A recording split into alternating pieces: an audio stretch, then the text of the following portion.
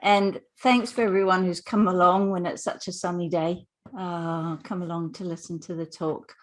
And the title of my talk today is Theosophy is as Theosophy does.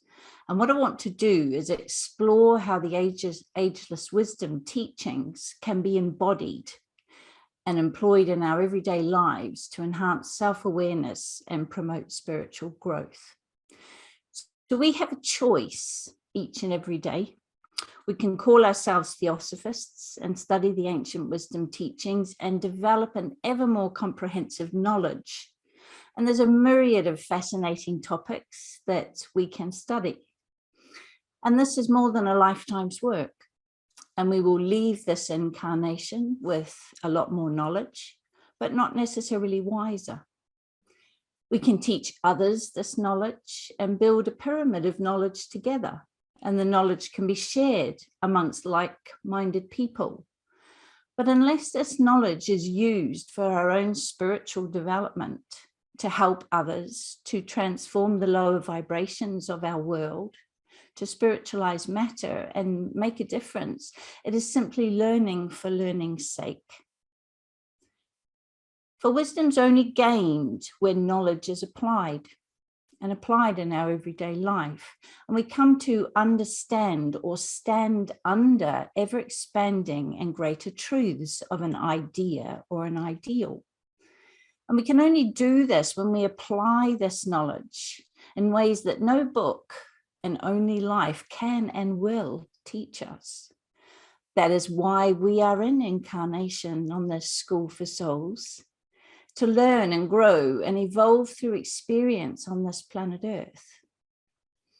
We also know that the complete wisdom teachings of the ages have not as yet been revealed to mankind in completion, but they're gradually given out by masters to amanuensis scholars like Blavatsky, Bailey, Besant, and others. And these are only given out when we collectively reach certain milestones in our conscious evolution and are ready for such revelations. They are released into our plane of existence to meet the need when mankind has reached a stage whereby we have enough soul contact, are responsible with the discrimination and the discernment capabilities needed to put these teachings into practice, so that they serve to guide our spiritual growth and advancement without causing potential harm. So in the West, in this modern age, we are extremely privileged to have access to a vast knowledge of ancient wisdom teachings. And I believe we have a responsibility to live and breathe the insights and understandings we glean. We have a responsibility to consciously take control of our own evolution and from our study and use the information for our spiritual growth, self-awareness, as well as in service to others. So many in theosophical circles seem to see personal self-development as somehow separate to their service work and their study, as if it belongs to a creed of New Age thinkers and has little to do with the more advanced knowledge of Theosophy. There is great importance given to spreading this knowledge, which is much needed, but I feel we often lack guidance on how to apply this knowledge in living our lives, how to bring it to life and embody the principles. And Blavatsky wrote, Theosophy is who Theosophy does, not thinks, not studies, not feels, but does. The universe is worked and guided from within outwards. So I feel passionately that we need to begin the process of really changing our world by seeking our own inner change. These words are the basis for a lecture I'm giving at the coming European Congress in York this August, in which I explore anger healed from within outwards as a means toward addressing world conflict. So many sadly will limit their areas of study to include knowledge that comes only from Theosophy, or even only certain theosophical teachings and not others. And in doing so, they miss out on a wealth of potential insights and expansion of their own understanding and its application.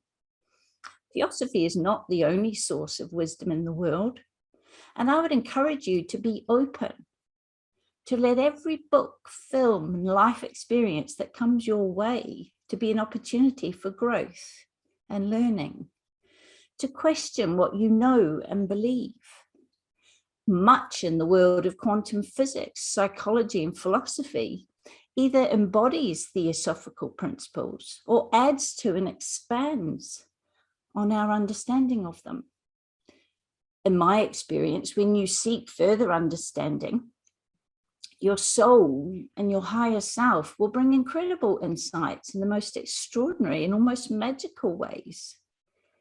You come into a flow of synchronicity such that exactly what you need to know and understand and what serves your highest good comes literally moment by moment. For example, last night I watched a film, Close Encounters of the Fifth Kind. We Have Made Contact. Dr. Stephen Greer lifts the veil on contact with beings from other planets. And he brings a recognition of especially our need to study and advance our understanding of consciousness, because these civilizations are far in advance of us. They come to us peacefully, seeking to help. We know from theosophical teachings that our personality is only an effective vehicle for the work of the soul once it is integrated and coordinated. And that which is unconscious becomes conscious in the developed man or woman. This process of self-development or self-redemption is vital to lift the vibrational frequency, to open the higher centers, to build the antakarana, and to face the challenges of initiations that build the soul-infused personality and enable work of great service and contribution to take effect. In this way, we are guided from within outwards. We come to understand the importance of the ancient axiom we glean from Socrates: man, know thyself. And in doing so, we find our own unique spiritual path as we come to realize we are the path. Our life is our soul path. We expand our self-awareness, and in doing so, we expand our consciousness. And when we expand our individual consciousness, we contribute immensely to the expansion of consciousness of all of mankind. So let us look at some ways of embodying the ancient wisdom teachings that can and will enable us to give great service in our lives. And firstly, there is the need to recognize and identify yourself and others as a soul. And this is a big shift, but once we shift to this perspective, we automatically begin to operate from the higher centers of Atma, recognizing the unity with all, from Buddhi, recognizing that love is the basis for this unity, and higher manas, the higher mind, whereby we use our creative intelligence to seek to understand a situation from a soul perspective and act accordingly. We lose our ego attachment to an idea or an ideal we believe to be right, and open to new understanding, new perspectives. We come to think, intend, and act harmlessly as we recognize our essential unity and experience that if we harm another, because we are all one, we're harming ourselves. This is basic theosophical teachings in practice. We come to understand that love is connection and that right relations with all sentient beings can only occur when we feel this connection and honor it, and return to it when we are not connected.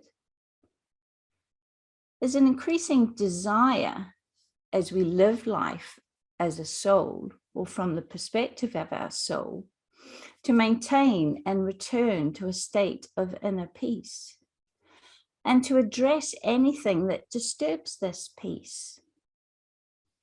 A recognition of when we are being presented with information through our interactions with others about that within us that needs healing or redeeming or transforming.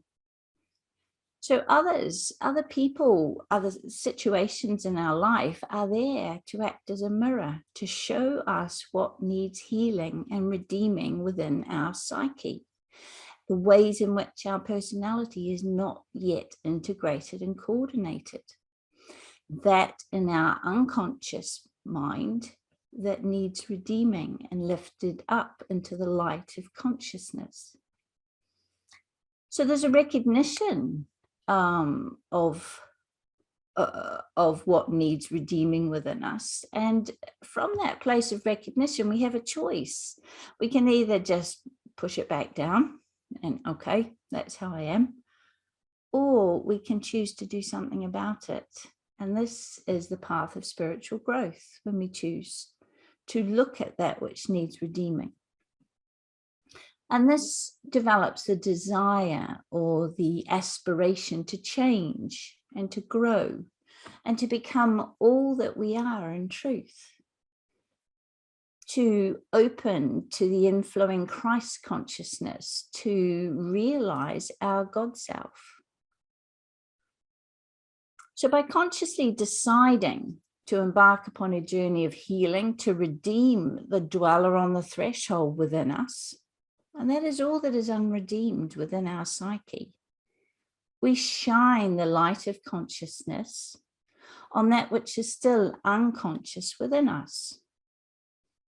We apply our theosophical knowledge to heal within all the misperceptions, the ideas, the ideals, the conditionings, the past traumas, and unresolved emotional issues that determine our behavioral responses. And this is from this life and previous lives. We will become aware of that which we've brought through into this life that needs redeeming. And life will give us opportunities to see it. And this is especially any pattern that keeps repeating in your life. If you have the same old relationships and the same old things keep on happening, and life keeps on holding up that mirror, there's a reason for that. Life is showing you what needs redeeming, how your perspective is perhaps not seeing the truth of the situation. So life will show us what needs healing if we're open to seeing it. And this is where we need to lift up into the heart qualities of courage, to have the courage to look at ourselves in truth. And this is how the process of personality integration and coordination is something that has to be actively engaged with. And this is what we're doing. So therefore, every relationship and interaction with other people will serve as this mirror where we can see our truth, we can see our beauty and our goodness, or we can see the areas in our life in which we're not expressing these soul qualities. So the true beauty of living your life as a soul is that you can see others as a soul. So when you decide to live your life from the perspective of the soul, really what you're doing is you're lifting up to a higher perspective. Okay, you're viewing life through the eyes of the soul. And then when you see others through the eyes of the soul, you will recognize their soul. But you will also be more willing to accept, to forgive, to have compassion for their personality defects or the areas in which they still need to heal and grow. We become more understanding, with greater acceptance of the struggles of another. We lift anger and frustration to forgiveness and compassion more readily. These are our theosophical teachings. This fosters patience and perseverance in our dealings with all living beings. Many people living today are still focused on the evolutionary arc of gaining experience in the material world and have not yet embarked upon the return journey to the soul or made any appreciable soul contact. And we need to be aware of this. I want to just explain a little bit about our mind, especially the nature of the conscious and the unconscious mind. Okay. So we can think of our mind when we're looking at the conscious and unconscious aspects as being like an iceberg. For most people, the conscious mind only makes up about 5%. Obviously, as you raise your consciousness, as you practically apply your theosophical teachings, the ancient wisdom teachings, you increase your consciousness. So this ratio will change. You'll have more up here and less down here. As this is redeemed, so it becomes conscious. And the iceberg that we can see, that the energy that we consciously radiate or vibrate out into the world expands. So the unconscious mind is this other 95% in most people, and this governs our behavior whenever we are caught up in thinking. So I'm going to say that again, because this is a real key to understanding.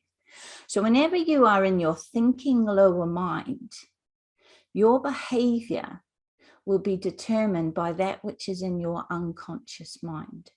And this is where all our beliefs, our values, our conditionings, our issues, our emotional traumas, our childhood experiences, some of our past life experiences, it's all in there. There's lots of good stuff, but there's lots that self-sabotages, there's lots that doesn't really serve us. Much of, in this lifetime, much of what is to be found in your unconscious mind was laid down from age 0 to 7. And this is the quote, "Give me the 7-year-old and I'll give you the man." And this is really the programs that we gleaned from our experience from when we were born to about 7.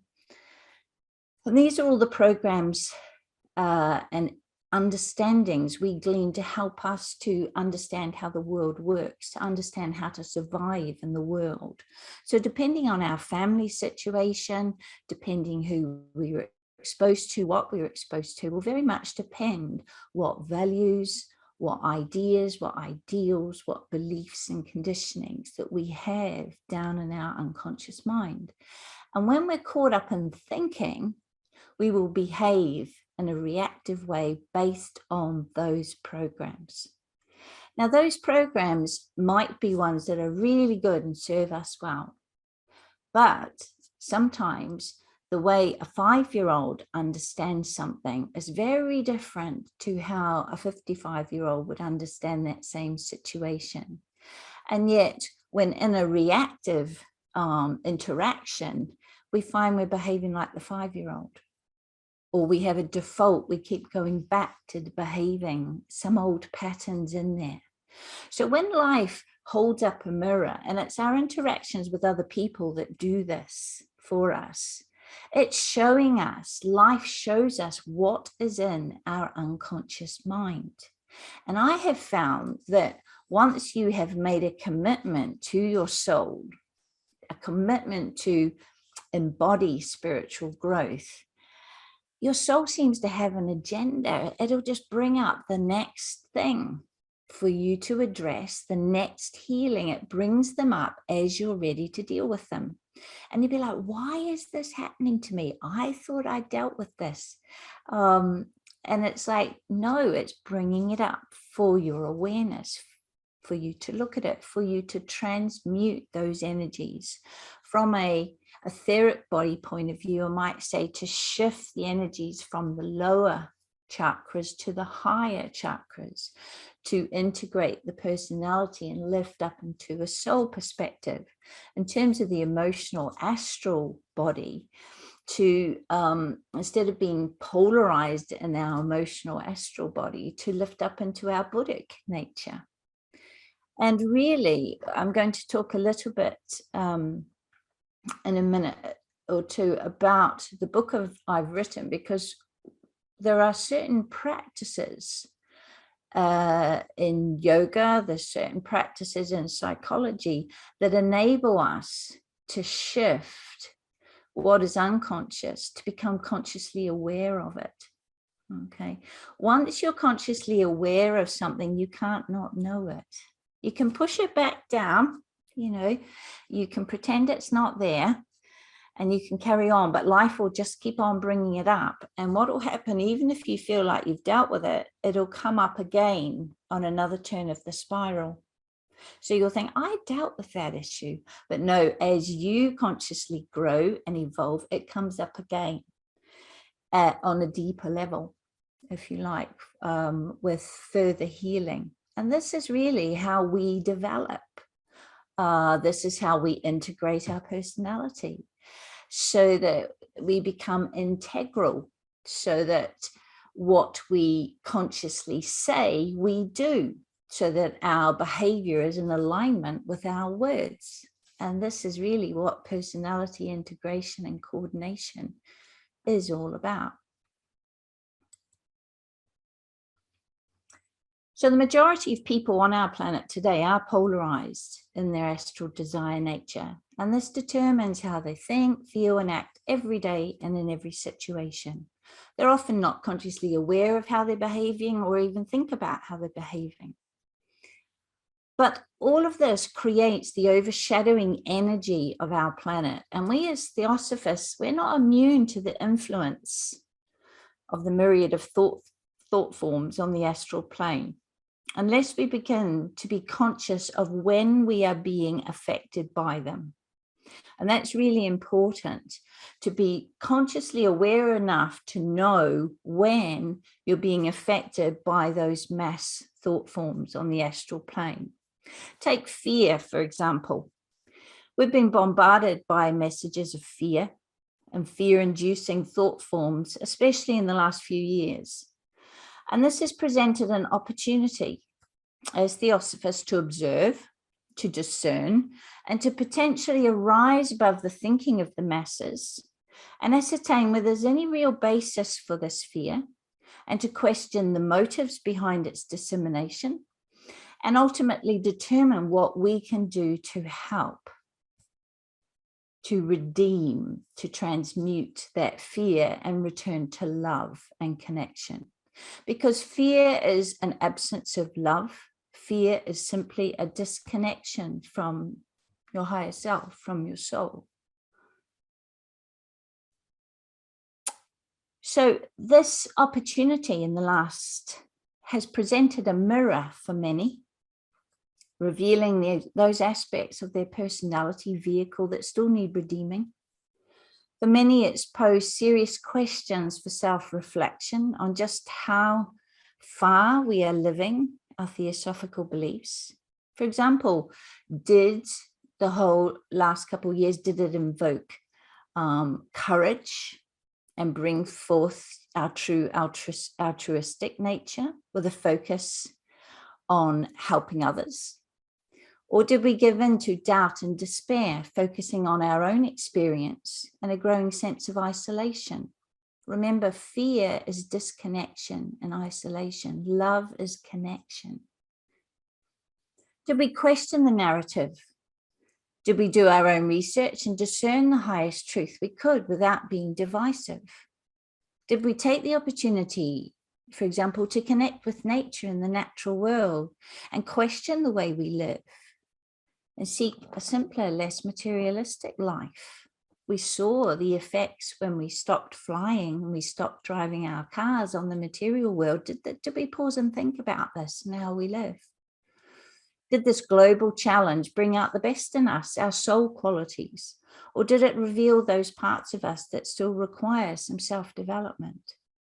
It has certainly been an amazing opportunity for greater awareness of our world situations, with many revelations, not all of them good, and a greater self-awareness of where we, each of us, where we are on our particular path of spiritual evolution. For many in the world, the last couple of years, I believe, will have initiated some soul contact, perhaps for the first time. And this has come about through their disillusionment with the world, and a dawning realization that the meaningful life they seek is not to be found in the outer material world, especially amongst young people.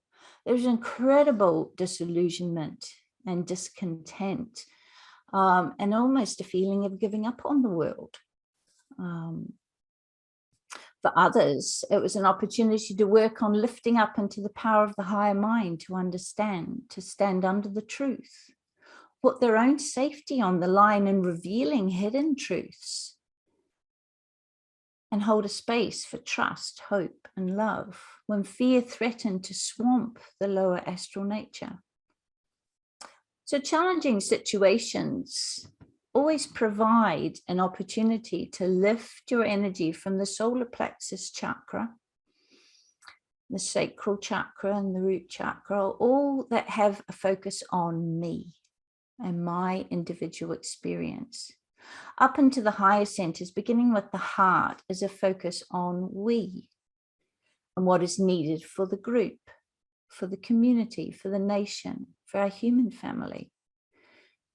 This capacity to lift up into the higher mind, seeking understanding, and view the emotional response with detachment and compassion is ultimately the challenge we face as we approach the second initiation, and also as we approach personality integration and coordination. So one of the reasons that I felt called to write an ebook, an entire book about this one little yoga posture, Makrasan, the crocodile, very simple posture, as I recognized the need for a very practical way to make a difference, to lift and redeem lower vibrational energies up into the higher centers, but also to give people a practical way to deal with their personality issues and challenges when they come up. So it embodies theosophical teachings. And there's so much depth to this posture that I had to write an entire book about it. I've probably been teaching it for about 17 years, and I've seen it have profound effects on people almost instantaneously. It's used in war zones. It's used for trauma. It's used when people are overwhelmed by anxiety, worry, fear, doubt, any strong emotion. If someone has just had a major trauma, it will calm. It is a posture that has the capacity to shift attachments of the solar plexus up into the heart. And because you lie on the floor with your forehead attached over your hands, it connects the head and the heart. So quite often what will happen, say for example, you've just had a major conflict with someone and you're feeling really angry, really upset, really hurt, and it's going round and round in your mind and you don't know what to do with the energy. You know there's no chance of resolution until you shift the anger energy, you shift the emotional energy that's pouring through your etheric body, and you can't think straight while it's doing that. I talk about this in my European Congress talk, how the animal part of your brain, the amygdala, the limbic system gets stimulated and you go into survival mode. So we've got to calm down and come back into conscious awareness, where we can look at this from our higher mind, from our higher self. And to do that, coming into this yoga posture is one of the ways that will gently bring you into your higher self. And suddenly you can gently shift all the energy out of your etheric body, out of your astral. And you open up to the intuitive wisdom that comes through the Ajna center. And you start to see the situation differently. You might think, oh, yeah, they're doing their best. Or you might think, oh, yeah, they had bad news last week. Or you recognize your part in a conflict.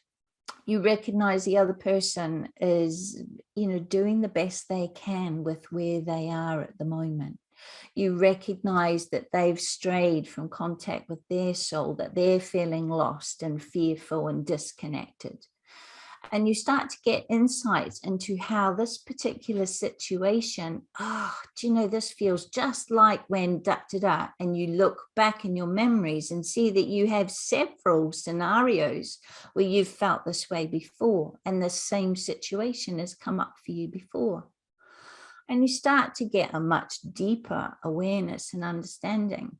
And if you hold yourself in the posture, what happens is it opens the heart chakra.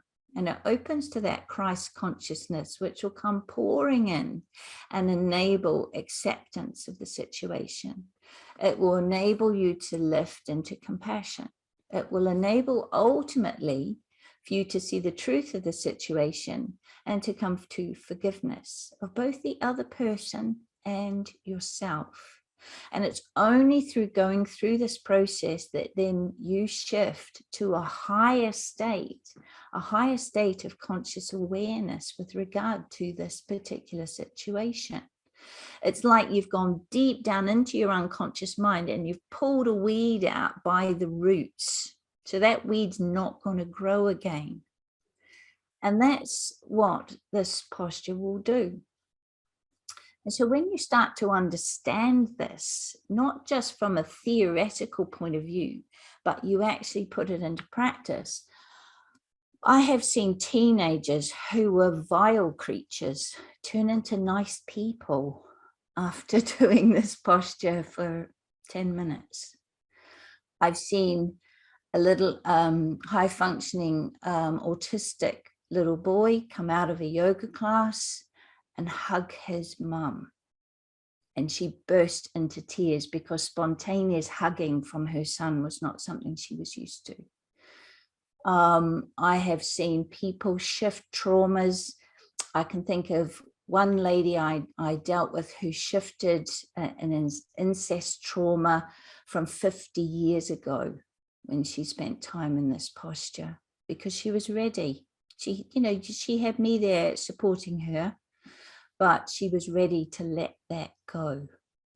And that's the power of this practical, very practical application of our Theosophy. Because once you let these parts of your dweller on the threshold go, they've gone.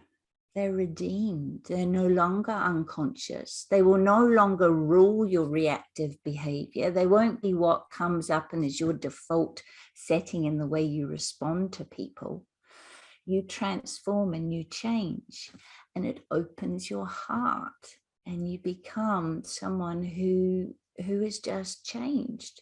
And because your vibration has changed and what you are giving out changes, you change others around you. And so I'm going to show you some information before I carry on, just so that you can sort of visualize what this posture looks like. It's not hard, anyone can do it. So that's me lying on a rug in my lounge in Makrasan. So you can see I've got one hand on top of the other, my forehead on my hands, relaxed across my shoulders, relaxed through my hips. And this is important. Heels are turned in and toes are turned out because this opens the lower centers. When you're in this posture, for example, you learn to breathe from your diaphragm. You can't chest breathe. And it stimulates the vagus nerve. So just by lying in this position, you will relax your body. You'll bring your body into what's called a parasympathetic system of being. And that reduces the stress response. When you spend time in this posture regularly, you build what's called vagal tone, or you build a resilience to stress, because you calm your vagus nerve. Your vagus nerve becomes the dominant system in your nervous system, so that staying calm and relaxed in any situation becomes your natural response, rather than flying off the handle and going straight into the fight, flight, stress response. So it's a simple, but what I've done in the book is I've unraveled this. And as Theosophist, you will understand a lot of the principles behind what I've unraveled. I've talked about what it does in terms of your chakras. I've talked about what it does in terms of balancing the masculine and feminine energies, the yin and the yang. What I've talked about, how it brings heart and head together into a coherence. And this is really the integration between your heart intelligence and your mind intelligence. It grounds your energy. So it puts you in touch with the prana of the earth. I could go on. Obviously, there's a whole book's worth. But what I said, the reason I wanted to bring it to your attention is because most people can lie in this posture reasonably comfortably. If you're not comfortable around your ankles, you can put cushions under your ankles. You can put a rug or a cushion under your chest. If this is not comfortable for your arms, you can cross your arms and place your head on your arms, or you can have your hands on your shoulders. And I include a video and etc. where I teach you these modifications. And the other thing about this posture, if you're able to spend more like 20 minutes in this posture, and I give you an audio where I guide you, it is a perfect way to get in touch with your intuition. If you have a particular issue, something deep where you're seeking guidance, where you actually want to contact your higher self, you can spend time in Makrasana and you can go deep and ask the questions that you need to ask, seek for the guidance that you need to. And I have found that even people who don't understand that process will happen to you. You don't have to know anything about Theosophy to seek that guidance in this way. So I'll put this slide back up in a minute, but I just wanted you to introduce you to that as a very practical way to embody the teachings of Theosophy, and a way that can help you and help other people. I know I had, when 2 of my children were in high school and 2 were in primary school, I'd taken a session for the 6th formers earlier in the day where I taught them Makrasana and a relaxation in Makrasana. And then I was in the playground at primary school picking up my other 2. And a mum came up to me and said, Teresa, what did you do to my daughter today? And I'm like, what? And I'm thinking, oh no, what did I do wrong? She said, my teenage daughter came home, she gave me a hug, and she was nice for the first time in 2 years. She said, that's the first positive interaction I've had with her. She said, whatever you did to her today gave me faith that my lovely daughter's still in there. And all we'd done was a relaxation in Makrasana, and her daughter had gone home and hugged her mum. So this is the power when you understand all of these principles and you can put them into practice. So another equally important way that we can embody our theosophical teachings is to start to recognize your mind, your lower mind, as a slayer of the real. So we know that both Blavatsky and Bailey delve in with considerable detail into these their respective writings on this. But do we put this into practice every day? Do we truly recognize that we are not our thoughts? And these are generated by our lower personality attached to the idea of who we are and how the world works, our own individual perception of reality. our own lens through which we view the world. Because this is where, for example, a regular practice of meditation is imperative to living and breathing our theosophical knowledge. It is the practice of theosophy. And I'm surprised by how many people in theosophical circles don't meditate regularly. When you meditate, it's daily connection into the vibration of your soul. I say to people, it's like your soul is vibrating like a cog. And when you meditate, you bring the rest of you into that vibration, like the gears on a car coming into. And that's what we do when we meditate every day. It'll connect your heart and integrate the heart and the mind. Meditation will give you great insights into your heart. And remember that true service can only come from pure heart intention. Meditation, one of the keys that meditation does is it teaches us to observe life as the silent witness. So in meditation, we learn to detach from our thoughts and to view them as if they're just passing through the canvas of our mind. And when we do that, we recognize, well, if I can watch my thoughts, if I can observe my thoughts, I am not my thoughts. I am that which observes. So instantly we're starting to connect with our higher self, to embody, to have an experience of being the higher self. And every time the thoughts pull us in and we go off and are distracted in meditation, that's brilliant, because we're seeing the process. Oh, I've got distracted and pulled into those train of thoughts. And then our higher self says, come back to the breath, come back to the mantra, come back to whatever the focus of your meditation is, and train your mind to stay as the silent observer. And when we meditate for enough years, enough practice, what happens is subtle changes happen in your mind until eventually you live from the place of the silent observer all the time. Now, I'll say that again, because this is important. It's not always written about. When you meditate for years, you learn to detach from thoughts, to step back and observe them, to just allow them to be. You start to realize you have a power in your mind as to which thoughts you give attention to. These are like the flowers in your garden or the weeds, and which you don't. So those thoughts that you give attention to are the flowers that bloom in your mind, and those that you don't give attention to are the weeds that wither and die. So all of a sudden you have a choice about what's going on in your own mind. And this is where we recognize meditation is the key to the mind as the slayer of the real, because meditation will enable you to eventually think from your higher self and not take much notice of the thoughts.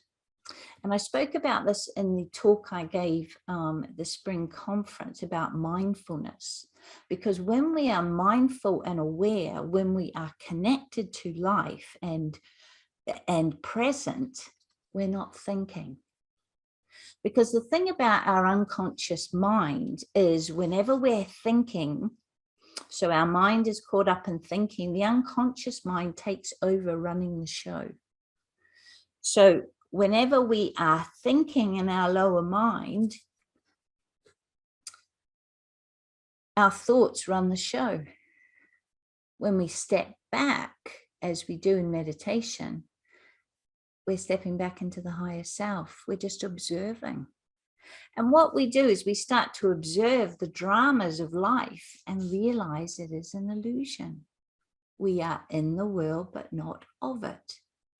We are mindfully aware, seeing life as our soul, interacting with life as a soul. And this is where the process of meditation changes your everyday thinking. It changes your mind, changes your perspective. It switches you from a perspective of thinking with your lower mind to thinking with your higher mind. And that's not always explained. I don't feel anyway. The other thing that meditation does is it changes the quality of our etheric vehicle, raises our consciousness, changes our vibration. It's as we start to clear the unredeemed, the dweller on the threshold, those parts of us that need healing. So we build that antakarana, we build a clear channel or vehicle for the soul to infuse us with prana, with soul energy, with inspiration, with intuition, and we start to become a very effective vehicle for the soul because we are clear. There's an increasing awareness of prana, of the life force energy, not just giving in to physical deterioration, but understanding you have responsibility for your physical health, for this vehicle of your soul. Not simply reading about esoteric healing and energy healing, but inviting practices into your life that raise your energy levels, your vitality, your radiatory energy out into the world. I'm going to write an article about this for Esoterica. Yeah, it's all in here waiting to come out. This importance of maintaining a high vibrational energy and staying attuned to your Buddhic nature. When our vibration is high, when we are full of prana, when we are stepping back from our thoughts, we are able to connect to our Buddhic nature, or the higher expression, the higher heart qualities are expressed readily, easily. They become our natural state of being. So unconditional love for all sentient beings develops, not just for those we have a particular attachment to. Compassion, joy, gratitude, trust, forgiveness all become part of our essential nature. And this is because we are becoming integral with our soul. Another way that we can embody the theosophical teachings is to know yourself, know your astrology, work out your rays. You'll get an indication of karmic relationships in your life, ones that are ongoing or patterns that seem to keep on recurring. There'll be particular themes for this lifetime, qualities or attributes that your soul is aspiring to develop. It's almost like, can I work out what my soul contract is for this lifetime? I need to develop this, this, and this. And I'm working on this karmic relationship with this person. Work it out. You know, start to actually take it on board, take responsibility.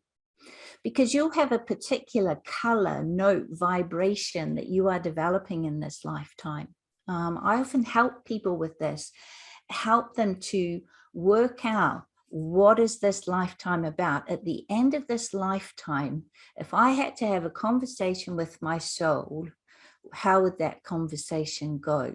Did I tick all the boxes for what this incarnation was designed for? Did I develop the attributes and the capacities that I was meant to? Or did I sidestep the karma? Did I avoid the issues? Did I push the anger back down? Did I just not talk to that person for 20 years rather than deal with the issues? Think about that. Think about having a conversation with your soul. Understand that your vitality and your etheric body's vitality, the amount of prana that is vibrating in your system, is a reflection of the degree of soul contact. Now that's important. A person's radiatory energy is an indication of soul contact. If there are blockages to that soul contact, it will affect your vitality, and this will affect your physical health. And if you read esoteric healing or read about esoteric healing, you'll know that most illnesses and dis-ease in the body is a lack of soul contact. And it's also a way for the soul to get your awareness about particular imbalances, about things that need redeeming, about things that are out of balance.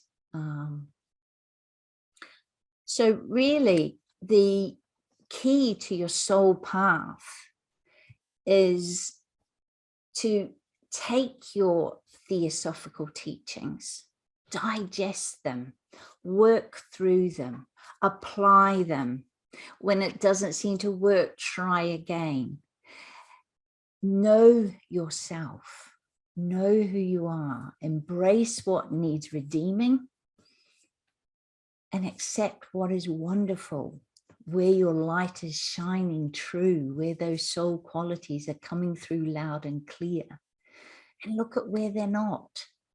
Because really, we're guided every single day through our intuitive understanding by our soul, and every moment to be the best version of who we are, to really embody our theosophy, to be, you know, Theosophy is as Theosophy does. And a question I'm going to pose just as I finish is a question, if we're moving into the age, a question for you to ponder. We're moving into the age of Aquarius, in which group work will be the key. And if we're not able to live and breathe our theosophical teachings, how are we going to work in groups? How are we going to be effective in doing what's needed? And I'll be honest with you, the way the physical world, the material world is at the moment, we don't have the time to mess about. You are your service work. Your development is your service work. It's your service to the world, because really we want to learn to work in groups, and we can't do that effectively until we've done our own inner work. Remember, the world has changed from within outwards. So we've got to do the inner work so that we can start to be more effective in that outer work. And, you know, anyone who's worked in groups knows how difficult they are with all the different personalities. But have you ever worked in a group where everyone's working as a soul? Because if you've had moments or experiences of that, where people are embodying their theosophical teachings, it flows. And what comes forth from that group consciousness is far beyond the sum of the parts. It's magical. It's the seventh ray in pure action. And so by working on yourself, the self-awareness, self-development, redeeming what needs to be redeemed within you, you're going to become an effective vehicle for working in groups, because this is what's needed moving forward. We need people who can put their ego personality aside and work in groups as a soul. And I believe it's what the Theosophical Society needs more than anything. It needs its members to work as souls, to embody their theosophy and live as a soul. So I'm going to just pop up the slide if you want to get a copy of this ebook. It's not expensive. It's about £4. And if anyone's struggling with that, send me a message and I can send you a complimentary. This is just some of the things I cover in the book. It physically relieves back, neck, shoulder tension.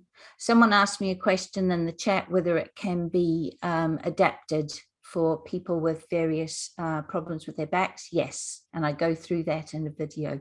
You can put cushions in certain places too, if it's hard, especially on your upper back or your lower back. It improves your sleep, your digestion, your immunity. I talk about theta brainwave state healing. All of this transmutes energies from the lower to the higher chakras. And if you want to get hold of it, it's available. If you just Google that name, The Magic of Makrasan, or my name, you will find it. And I want to give particular thanks to my son, who he's very good at graphic design type things. And I said, I really want a cover for my ebook that's nice and bright. And I want a woman lying in the posture with all the chakra colors coming through. And Tom came up with this, which I think he's done a wonderful job. So I always acknowledge his part in that. So I'm going to finish there and open to any questions or any comments.